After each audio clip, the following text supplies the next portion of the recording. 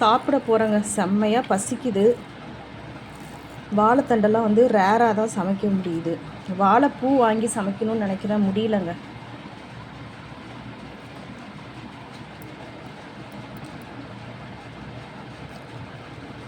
நல்லா இருக்குது.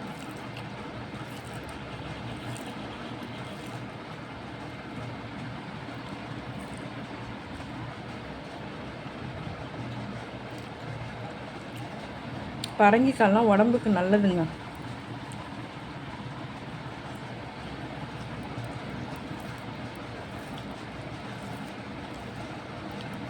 மஞ்சள் பூசணிக்காய்லாம் முழுசாக வாங்கி நீங்கள் வச்சிட்டிங்கன்னு வச்சுக்கோங்களேன், எவ்வளோ நாள் ஆனாலும் கெட்டே போகாதுங்க.